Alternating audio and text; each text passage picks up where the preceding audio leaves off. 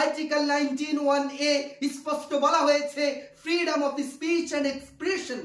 All citizens shall have the right to freedom of speech and expression.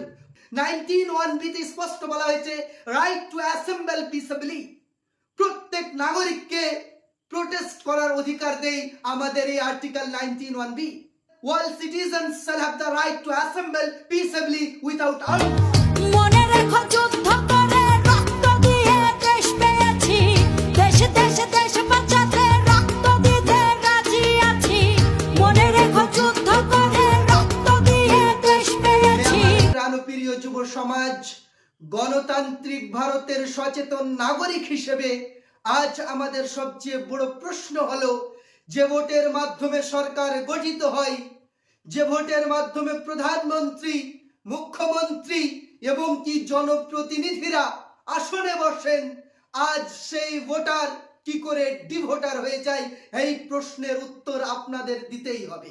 আমাদের পূর্বপুরুষেরা, আমাদের আসলাফেরা ভারতবর্ষকে স্বাধীন করার জন্য, ভারতবর্ষের নাগরিকের আত্মমর্যাদা রক্ষা করার জন্য নিজেদের রক্তের বলিদান দিয়েছেন, নিজেদের আত্মবলিদান দিয়েছেন, নিজেদের সন্তান সন্ততির বলিদান দিয়েছেন।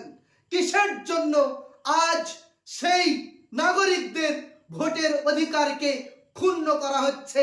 আজ সেই নাগরিকদের, তাদের পরবর্তী সন্তান সন্ততিদের ভোটের অধিকারকে ছিনিয়ে নেওয়া হচ্ছে। আজ যদি আমরা নীরব থাকি তাহলে এটা ইতিহাসকে চরমভাবে অপমানিত করা ছাড়া আর কিছুই নয়। প্রিয় উপস্থিতি, দুঃখের বাঁধ তখনই তো ভেঙে পড়ে যখন আমরা নিজেদের অধিকারকে নিয়ে প্রোটেস্ট করি, নিজেদের অধিকারকে নিয়ে জনসাধারণের সামনে আলোচনা করি, তাদের অধিকার তারা কিভাবে ফিরিয়ে পেতে পারে সেই সম্পর্কে আলোচনা করি। তখনই প্রশাসনের পক্ষ থেকে আমাদের প্রতিনিধিত্বদের, আমাদের প্রতিনিধিদের নানানভাবে হেনস্থা করা হয়, তাদের এফআইআর করা হয়, তাদেরকে জেলের পিছনে, তাদেরকে কারাগারে বন্দী করে দেওয়া হয়। প্রিয় উপস্থিতি, সংবিধান আমাদের কমপ্লিটলি ফ্রিডম দিয়েছেন আমাদের বক্তব্য উপস্থাপন করার। সংবিধান আমাদেরকে আমাদের মত প্রকাশ করার কমপ্লিটলি ফ্রিডম দিয়েছেন। প্রিয় উপস্থিতি, এই মর্মে সংবিধান কি বলে আসুন দেখে নিই। Article 19(1)(a freedom of speech and expression. Article 19(1)(a স্পষ্ট বলা হয়েছে freedom of speech and expression. All citizens shall have the right to freedom of speech and expression. প্রত্যেক নাগরিককে তার নিজস্ব বক্তব্য, তার নিজস্ব মন্তব্য তুলে ধরার কমপ্লিটলি ফ্রিডম আছে, কমপ্লিটলি স্বাধীনতা দেওয়া হয়েছে আমাদের এই কনস্টিটিউশন অফ ইন্ডিয়ার পক্ষ থেকে। প্রিয় উপস্থিতি, শুধু কি তাই, যখনই আমাদের প্রতিনিধিরা নিজেদের বক্তব্য উপস্থাপন করেন, সেই বক্তব্যকে উপেক্ষা করে ভারত সরকারের পক্ষ থেকে, আমাদের জনপ্রতিনিধিদের পক্ষ থেকে, আমাদের নেতাদের পক্ষ থেকে, যে নেতাদেরকে আমরা আমাদের এই ভোটের মাধ্যমে তাদের আসনে বসিয়েছি, তাদেরকে নির্বাচিত করেছি, সেই নেতারা, সেই নেতাগণ প্রশাসনকে সামনে রেখে আমাদের উপর নানানভাবে অত্যাচার চালায় এবং আমাদের প্রতিনিধিদের জেলে পাঠিয়ে দেয়। প্রিয় উপস্থিতি, আমাদেরকে প্রোটেস্ট করার অধিকার নেই, আমাদেরকে নিজেদের আওয়াজ উত্তোলন করার অধিকার নেই। আসুন দেখে নি কনস্টিটিউশন এই মর্মে কি বলে। আমাদের কনস্টিটিউশন অফ ইন্ডিয়া তার article 19(1)(b 19(1)(a freedom of speech and expression and 19(1)(b কি বলা হয়েছে আসুন দেখে নি। 19(1)(b তে স্পষ্ট বলা হয়েছে right two assemble পিসেবলি।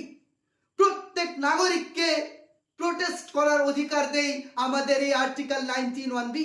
All citizens shall have the right to assemble peaceably without arms.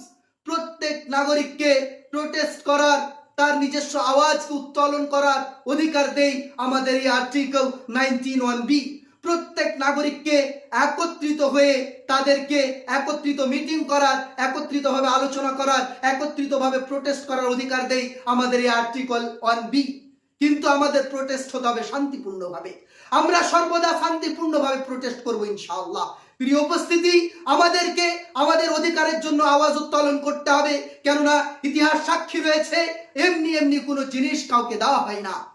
আমাদের অধিকার আমাদেরকে ফিরিয়ে পেতে হলে আমাদের লড়াই আমাদের নিজেদেরকে করতে হবে।